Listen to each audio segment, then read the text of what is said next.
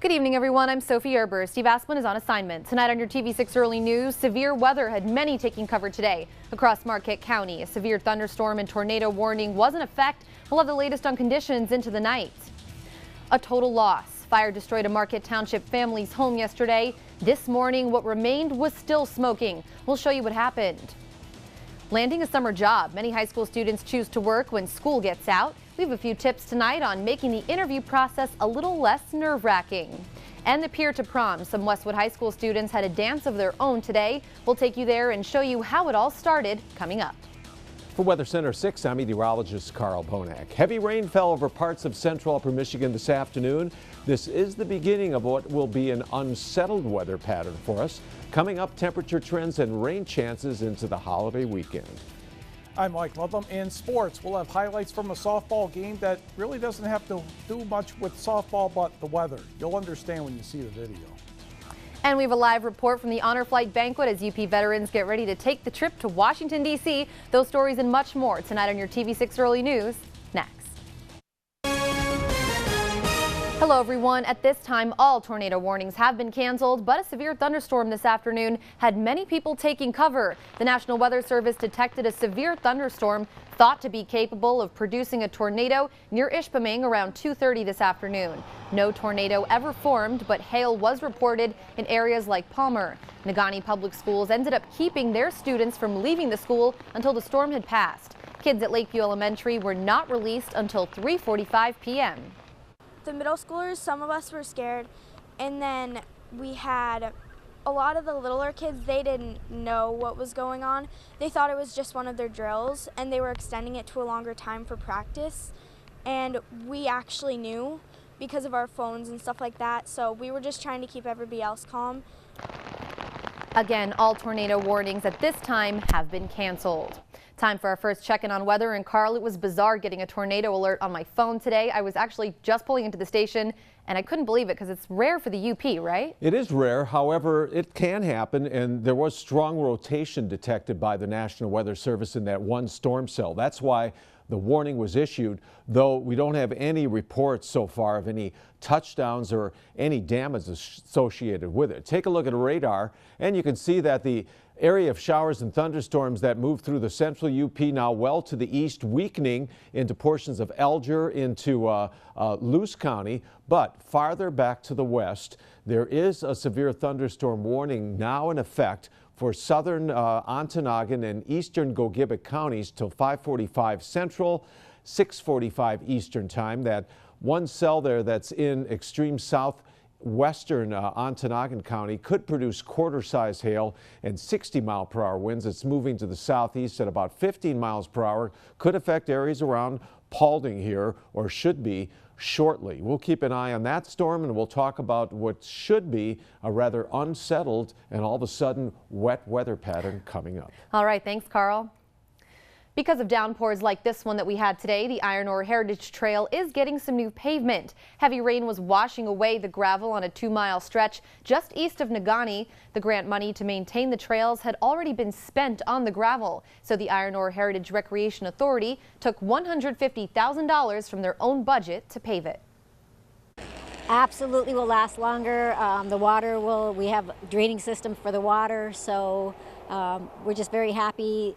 We thought the aggregate would work, but it just didn't, and I think the pavement is going to be a much better option for everybody. Construction is scheduled to finish up tomorrow. In the meantime, people who use the trail are advised to watch out for large trucks. A family is without a home tonight after their Marquette Township home was destroyed by fire yesterday. It started just before 4 p.m., engulfing the entire home located off South Vandenboom Road. The house was still smoking when we had arrived this morning. The surrounding area was charred black from the fire that spread from that home. The family is safe, but again, without their home tonight. We contacted the Marquette Township Fire Department earlier today, but at this time they could not conclusively say what actually started the fire. UP World War II and Korean War veterans are together tonight ahead of tomorrow's honor flight to Washington, D.C. It's a chance for them to see the memorials built in their honor. TV6's Aaliyah Hodges is live for us at their banquet right now with more on tonight's festivities. Aaliyah? That's right, Sophie. I'm here at the Honor Flight Banquet honor flight banquet here in Escanaba, where over 70 veterans and their escorts are going to be taking the honor flight tomorrow morning. And with me here joining live is Scott Knopf. He's one of the coordinators of the event. And Scott, I just want to know, how did you make this happen this year? Oh, it's a lot of work went into this, but this is mission 10 of the Upper Peninsula Honor Flight. It has been going on for 5 years, so it's a well-oiled machine. We just got to keep it going. All right, and so Scott, any expectations for these families, these escorts, and the veterans for tomorrow? Oh, they better expect a lot. There are going to be a lot of tears tomorrow. A lot of emotions are going to come out that they were not expecting. That's what I hear quite often from different veterans. And so I understand that this banquet tonight is basically talking about what is to expect for tomorrow and for everyone to have a fun-filled day, correct? Correct. We just want to give them a little outline of what they're going to be seeing tomorrow, what to expect, because they really don't have any idea. And so that's why we're doing this banquet tonight. Plus, we want to get them into Escanaba, get them to bed early tonight, because we got to get up real early in the morning. All right, well, thank you so much, Scott, for your time. Veterans and their escorts continue to fellowship with one another and enjoy the time before the big day tomorrow. I'm Aaliyah Hodges, TV6 News in Escanaba. Back to you, Sophie. All right, thanks, Aaliyah. We'll see you at 7. Westwood High School students hit the dance floor today instead of their books. Some students who were not able to attend the school's prom had one of their very own. TV6's Blair Cowell explains how the Pier to Prom came to be.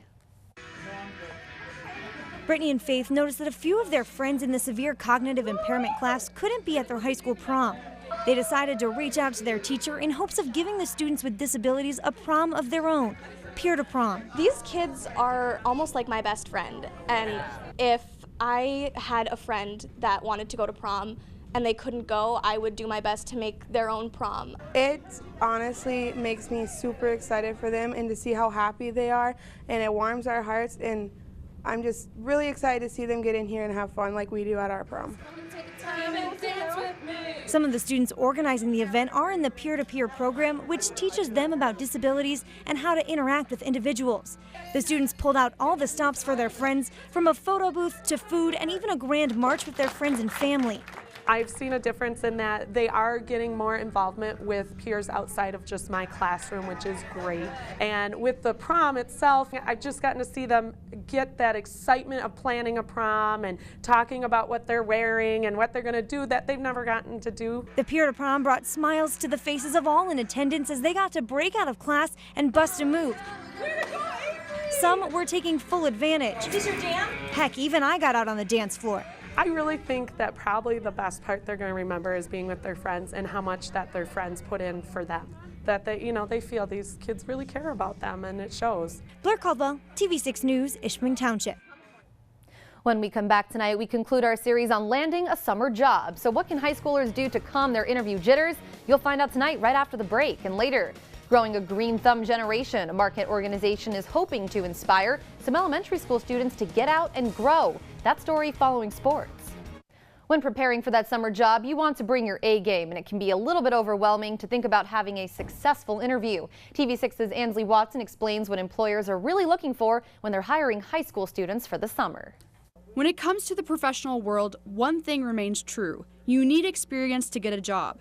So how do high schoolers land a summer job without any previous work to refer back to? You can be creative and identify your skills through other areas in your life, and I think that's important for high school students, is to be able to identify their skill sets. You can develop a resume through your personality skills just as much as you can through your work history, and just being able to kind of understand who you are as a person and what you like to do is important, and you can articulate that through your resume. I spoke with a few employers about what they expect from a possible candidate and what they look for in a first impression. Come in dressed nicely, make sure that you're ready to answer questions about school and your background and different outside activities, achievements, that sort of thing. Ansley Watson, TV6 News, Marquette.